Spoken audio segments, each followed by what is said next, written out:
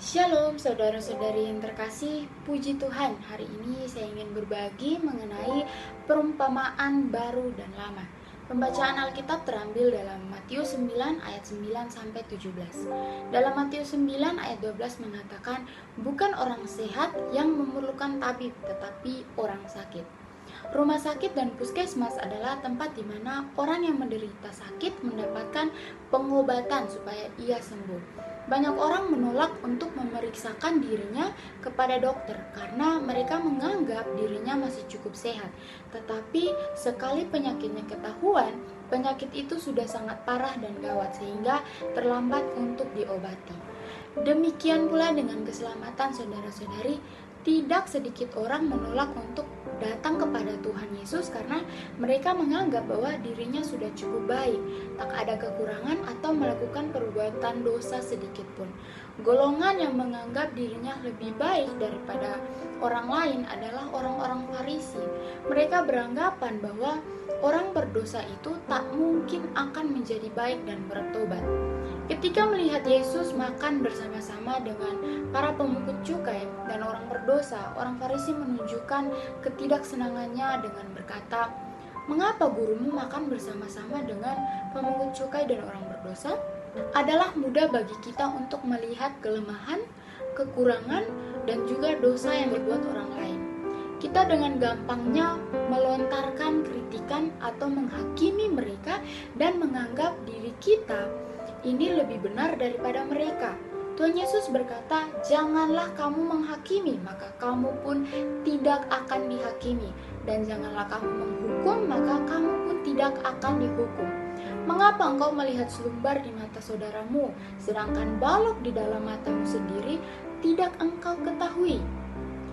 Tuhan Yesus juga menegaskan bahwa Ia datang bukan untuk memanggil orang benar, melainkan orang berdosa. Jadi Tuhan Yesus datang ke dunia untuk mencari orang-orang berdosa dan bukan mencari orang-orang yang mengaku dirinya sudah benar.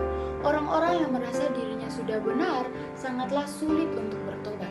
Bukankah masih ada anak-anak Tuhan dan bahkan para pelayan Tuhan yang merasa dirinya lebih baik dan lebih benar dari orang lain, sehingga dalam hidupnya selalu mencela dan menghakimi orang lain?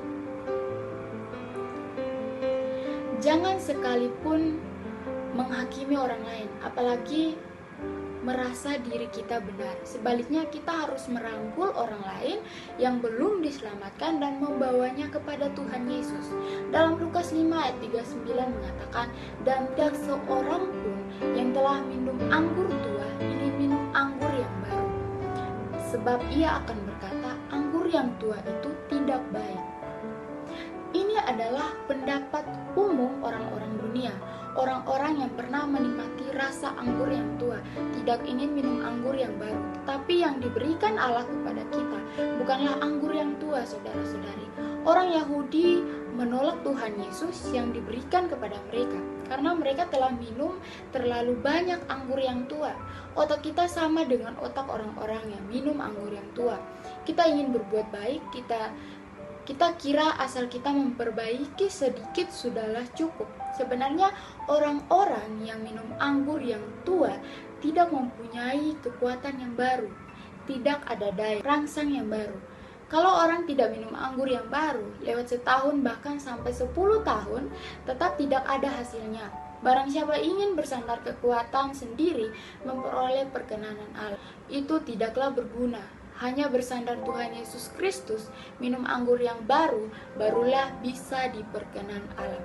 Setelah kita selesai melihat dan membahas perumpamaan baru dan lama, kita jelas bahwa hukum Taurat dan kasih karunia tidak bisa dicampurkan. Jangan sekali-kali menambal baju kita yang usang dengan kebenaran Kristus. Memakai Tuhan Yesus itu saja sudah cukup.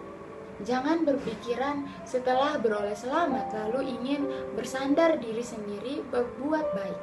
Asal kita percaya bahwa Tuhan adalah hayat kita dan membiarkan Kristus tertampil, itu sudahlah cukup, saudara-saudari. Amin. Tuhan Yesus memberkati.